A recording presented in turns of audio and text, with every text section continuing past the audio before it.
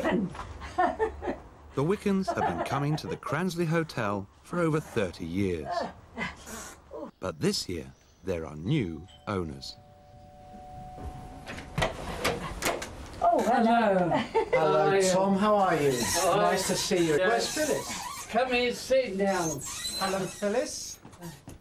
Simon Goodwin and his partner, Jonathan Perry, have given up high-flying careers in London to run the Cransley Hotel.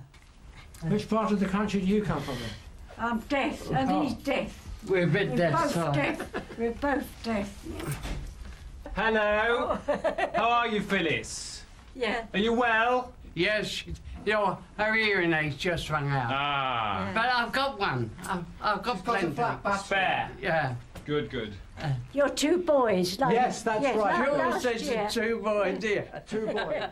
I was offered a redundancy package, Have you got and another Jonathan coffee? wanted to get out of the radio industry. And then we sold our respective houses. And here we are today. That one from me. Thank you.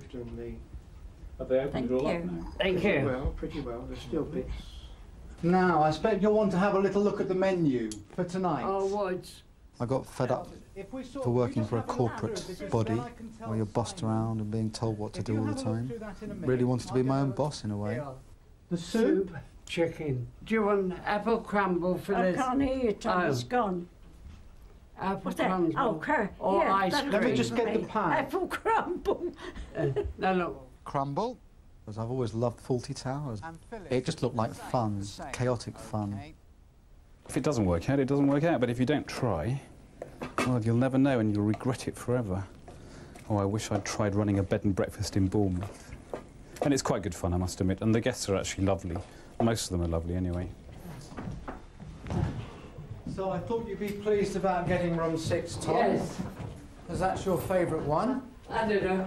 I suppose it's what to get used to. Well, it is. I always find it a little bit dark.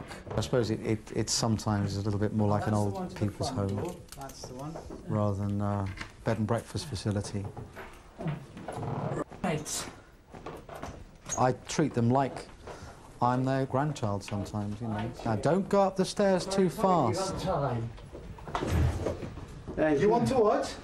High chair. It's a low one. Oh, right. We'll get you a high one Yeah. put in. That's fine, Tom. No problem at Okay. all.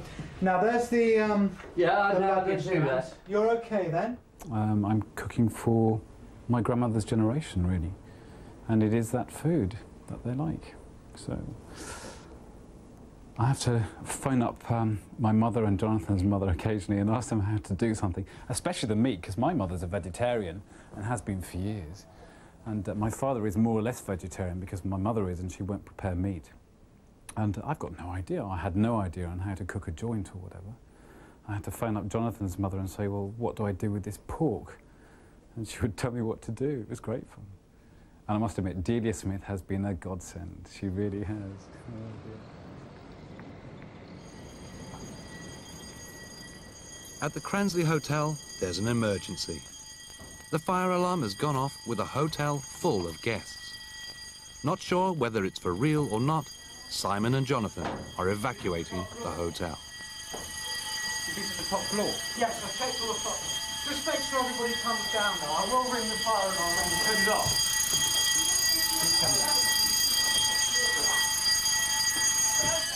We have to just wait for the fire brigade to turn up and double check. So sorry about this, I don't know why. Every year, the fire service responds to over 150 calls from hotels.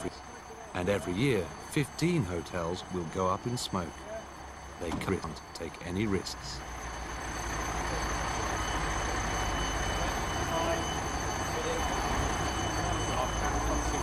I did a quick check of the rooms immediately it went off, just to ascertain that, or I'll know next time. Yeah, as soon as the alarms go, Yeah. call us.